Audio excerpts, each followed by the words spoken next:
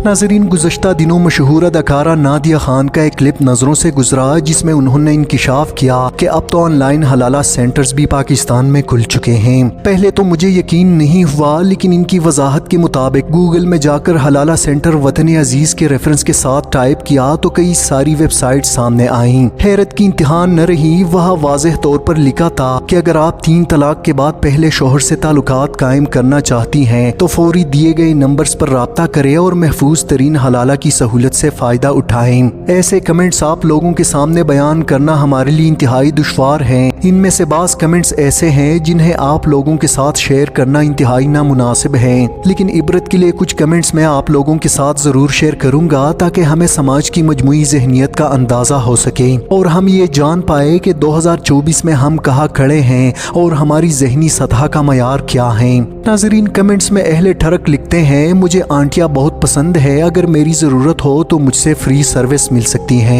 कुछ लोग अपनी उम्र और जिनसी फिटनेस के हवाले दे रहे हैं और भी बहुत कुछ लिखा है, यहाँ बयान करना मुनासिब नहीं। नाज़रीन, अब ये तो ऑनलाइन हलाला का हवाला हुआ। अगर हम अपने कुर्ब जवार में नज़र दौड़ाए तो ऐसी दर्जनों मिसालें मिल जाएंगी और आपको बहुत सारे जिनसियत वाले उज़वी तनासुल को हाथ में थामे मिलेंगे। अल्फाज पर ज़रा सा गौर फरमाएं। मसलन महफूज तरीन हलाला सिग़ाए राज में रखे जाने की मुकम्मल ज़मानत। इन अल्फाज में जा बजा तहकीर का अंसर आपको नजर आएगा और ये अल्फाज ख़वातीन के मुतालिक हमारे बदबूदार समाज की अक्कासी हैं। ऐसा माशरा आखिर किस तरह तरक्की कर सकता है जो आज तक ख़वातीन की टांगों के बीच से बाहर नहीं निकल पाया। अब शरई हलाला का तस्वुर क्या है, इसके शराइत क्या है और क्या ये अमल इस तरह से होता है, इस पर तो उलमाए किराम ही रोशनी डाल सकते हैं, लेकिन इसकी आड़ में जो गलीज़ ज़हनियत पनप रही, इसका जिम्मेदार कौन है।